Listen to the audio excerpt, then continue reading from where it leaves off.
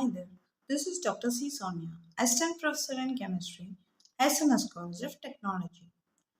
Welcome to another video of the nanomaterials.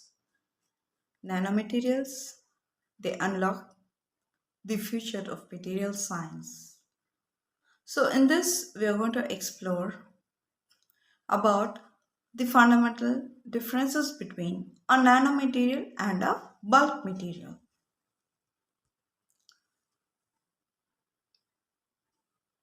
So what is a nanomaterial? Nanomaterial, it has the size in the range of 10 to the power of minus 9 meter. So when a material measures from 1 nanometer scale to 10 nanometer scale, it is known as a nanomaterial. And also a material with ranges from 1 nanometer to 100 nanometer up to. When it becomes a 100 nanometer scale, then it is called as a bulk material. So what is this bulk materials? It is the macroscopic world that we visualize. So bulk materials are defined as those where all the dimensions are greater than 100 nanometers. So they are the bulk materials. Their properties are largely independent of the size and the shape, and they governed by the classical physics and chemistry. Steel girders, foundational in construction, like the Empire State Building, which incorporates 365,000 tons of steel across its one or two stories. Glass windows, that is, you can see in the Burj Khalifa's 24,000 panels. It's really amazing modern architecture. Copper wiring, essential for the electrical grids, with the typical household wiring. It measures from 1 to 3 millimeter in diameter.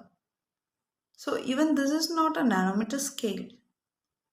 Are we really able to see the nanometer materials?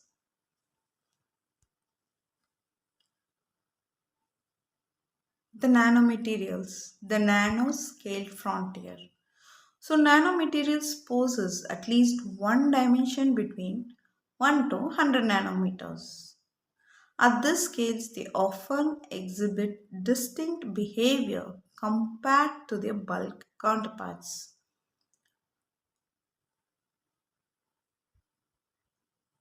So this bridges the gap between the individual atoms or the molecules and the macroscopic structures. So just taking a very common example that everyone can understand is the gold. You know the color of the gold. So this gold nanoparticles, they display unique optical and catalyst properties. Unlike the gold which shines in a yellowish color, these gold nanoparticles are reddish in color. Carbon nanotubes, they are nothing but the cylindrical structures of the carbon atoms. They're typically 1 to 2 nanometers in diameter, known for exceptional strength and conductivity.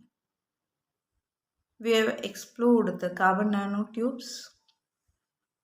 So gold nanoparticles, they are spherical gold particles ranging from 1 to 100 nanometer, displaying unique optical and catalytic properties. Quantum dots. So there's a large research going on in quantum dots. Semiconductor nanocrystals around 2 to 10 nanometer in diameter. It's celebrated for their tunable fluorescent light emission. So major research is going on the quantum dots. Now let us compare a visual perspective of the nanoscale versus the bulk scale. To truly grasp the nanoscale, it's helpful to compare it to everyday objects so we can understand in a very clear way. So you see the human hair, an average diameter of a human hair,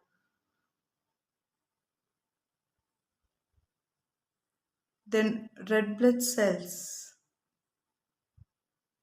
Human hair average diameter is 100,000 nanometer.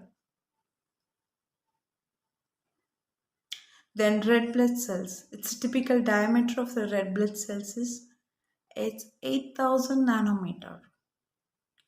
A typical virus. Can you see a virus?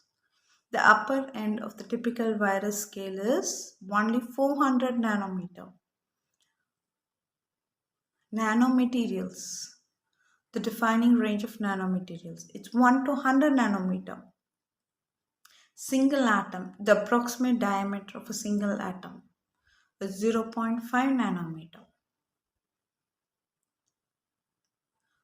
So this is a visual perspective to understand about the nanoscale versus the bulk scale.